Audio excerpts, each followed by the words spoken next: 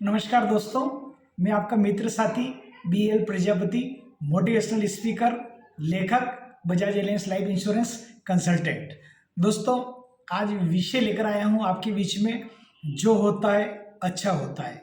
दोस्तों, आपने कई बार हम विचार करते हैं, मेरे बेटा बड़ा हो गया, क्या होगा, शादी नहीं हो रही, जॉब नहीं लगी, नौकरी नहीं मिल रही है, बड़े परेशान रहते हैं। लड़की बड़ी हो गई है, अच्छा घर मिलेगा नहीं मिलेगा, अभी इसको सर्विस नहीं मिल रही है। इस तरह से अथाह हम परेशान रहते हैं, परिवार का क्या होगा, मैं तो NPS वाला हूँ, न्यू पेंशनर हूँ, मेरा तो पेंशन नहीं है, पुराने वाले के तो पेंशन है। इस तरह से हमारे मन में बहुत सारे विचार होते हैं। पर दोस्तों, आप विश्वास रखिए, भले आप NPS हैं, आपके पेंशन नहीं है, लेकिन उससे अच्छा आप कर गुजार लेंगे, क्योंकि जैसे जैसे आपका रिटायरमेंट का समय आएगा तब तक इसका हल आप निश्चित रूप से कुछ न कुछ अच्छा निकाल लेंगे। और आप इतना मान के चलिए कि जो आपकी पेंशन 40-50 हज़ार रुपये मिलने वाली थी, उससे कहीं ज़्यादा आप कर लेंगे। डेफिनेटली आपको अंदर से ऐसा रास्ता मिलेगा, तो आपको परेशान नहीं होना है। दोस्तों, क्या होता है, एक बार एक मंत्री था और एक राजा थे। तो पुराने ज़माने में आपको पता है, हर राजा के पास एक मंत्री सलाहकार के रूप में रहता था। तो राजा कोई काम कर रहे थे, तो हमेशा जब भी कोई काम करते थे तो अपने मंत्री से सलाह लेते थे, या कुछ करते थे तो कुछ घर में काम कर रहे होंगे राजा। तो राजा काम करते करते उनका कोई थोड़ा सा मतलब जो है चाकू से उनका उंगली कट गया। तो थोड़ा उंगली कट गया तो ब्लड की धारा बह गई। तो उन्होंने मंत्री से बोला कि मंत्री, वैद्य बुलाओ, देखो ये उंगली कट गई है। तो मंत्री ने वैद्य को तो बाद में बुलाया होगा, लेकिन उसके पहले मंत्री के मुंह से निकल गया कि जो होता अच्छा होता है। तो इधर तो राजा का ब्लड उस उंगली में से जा रहा, और इधर मंत्री ने बोल दिया कि मतलब जो होता है अच्छा होता है। तो उन्होंने सैनिकों को आदेश किया, राजा ने, पुराने जमाने में सैनिक तैयार रहते थे बिल्कुल, जी आदेश करिए महाराजा, क्या बात हुई, इस मंत्री को बंद करो और इसको रोज इसको मतलब जो है कोड़े मारे जाए। अब उसको डेली कोड़े पड़ते सुबह शाम, और मतलब जो है आज्ञा का मतलब जो पालन कर नहीं रहा मंत्री इनको सैनिकों को, जो कि राजा का हुक्म है कि रोज कोड़े मारा जाए। अब वो क्या हुआ कि एक दिन राजा की मौज, और कहते हैं ना कि राजा की जब मौज आ जाती है तो शिकार के लिए निकल पड़े अपने साथियों के साथ, सैनिकों के साथ, पूरे घुड़सवार सभी मतलब जो है ठाठ बाट से। अब राजा क्या हुआ कि अपने सैनिकों से पिछड़ गए, घूमते घूमते घूमते कहीं जंगल के अंदर चले गए। अब वो चले गए तो जो पहले के ज़माने में सब बोलते थे कि जो जनजाति वगैरह या जो भी क्षेत्र वगैरह जो इस टाइप के रहते थे लोग भाग, तो वहाँ पर उनका मतलब जो है वो उनके बीच में घेर लिया उनको। जो अर्धनग्न वगैरह लोग थे या इस टाइप से थे, तंत्र मंत्र करते थे, पेड़ों की छाल लपेटे रहते थे। तो उन्होंने देखा कि राजा रास्ता भटक गया है, तो राजा को उन्होंने पकड़ लिया और पूजा अर्चना करी और राजा का फैसला लिया, उन सभी समुदायों ने मिलकर कि राजा की बलि दी जाए। तो दोस्तों, राजा की पूजा वूजा हुई, उनको माला वगैरह पहनाई गई, और जब राजा को बलि देने का टाइम आया तो पूरा चेक करते थे। उस जमाने में पहले बलि प्रथा थी, नियम था कि किसी का अंग भंगे तो उसकी बलि नहीं दी जाए। तो दोस्तों, राजा को जब चेक किया तो उंगली कटी हुई आई, तो उनकी बलि कैंसिल हो गई। अब मतलब राजा को छोड़ दिया गया। तो राजा फिर घूमते घूमते भगवान को धन्यवाद दिया, मंत्री साहब को धन्यवाद दिया कि मंत्री ने बोला था कि जो है अच्छा है।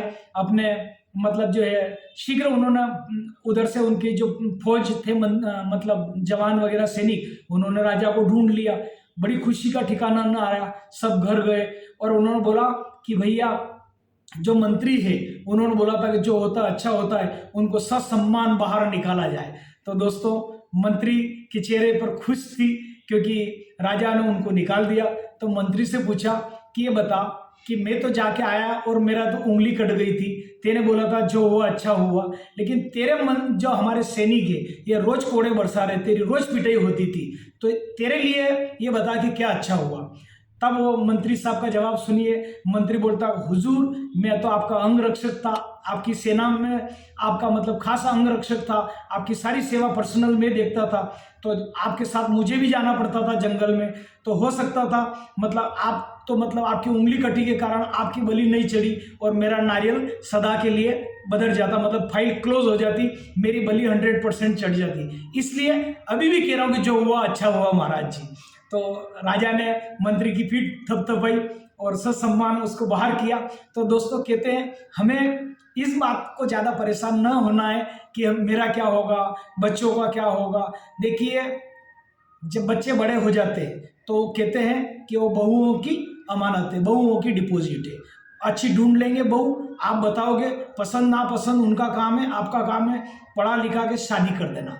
चिड़िया अपने बच्चों को जब तक खिला पिलाती है, जब छोटे होते हैं, जब पंख आ जाते हैं तो बहुत सारी चिड़िया लात मारती है और उनको उड़ान सिखाती है और सदा के लिए गायब। इस प्रकार इस सृष्टि में आपके बच्चे बच्ची है, पढ़ाया लिखाया, शादी कर दी, वो जाने, उनका कार्य जाने, उनकी राधा जाने। इसी प्रकार बेटी है तो बेटी को पढ़ाया लिखाया, कौन सा घर अच्छा मिलेगा न मिलेगा आप प्रयास कर ले, मिल जाएगा, अच्छा ही मिल जाएगा।